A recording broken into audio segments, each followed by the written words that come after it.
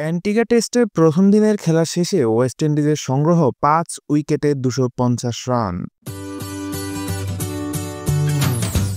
৮৪তম ওভারের খেলা শেষে হালকা বৃষ্টি নামছিল। মাঠের ২ আম্পায়ার দিনের আলো নিয়েও সন্তুষ্ট ছিলেন না। প্রথম দিনের খেলার সমাপ্তি ঘোষণা করেন তারা। প্রথম সেশনে ২৩ ওভারের খেলা হয়েছে।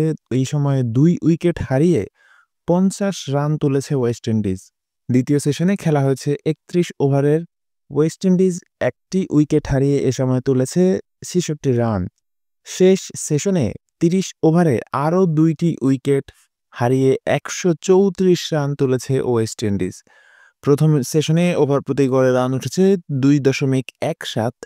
দ্বিতীয় সেশনে ২.১৩ এবং তৃতীয় সেশনে সবচেয়ে বেশি ওভার প্রতি গড়ে এ সময়ে ৪.৪৭ করে রান উঠেছে। প্রথম দিনটি কোনো দলের একার বলার সুযোগ নেই, জোর দিয়ে বলারও সুযোগ নেই যে বাংলাদেশ অথবা ওয়েস্ট ইন্ডিজ প্রথম দিন শেষে এগিয়ে। তবে ওয়েস্ট ইন্ডিজের সুযোগ ছিল প্রথম দিনেই বাংলাদেশকে বেশ পেছনে ফেলার।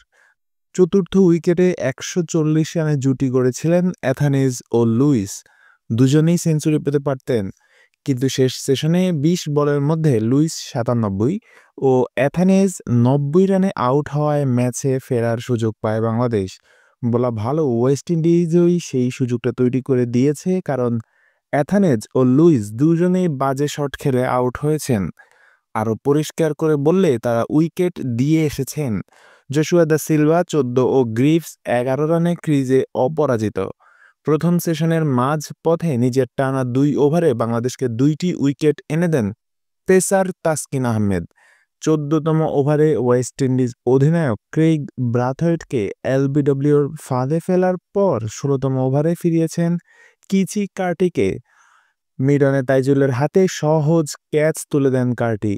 তৃতীয় উইকেটে কাভেম হজ ও লুইস ১৩০ বলে ৫৯ রানের জুটি গড়েছিলেন।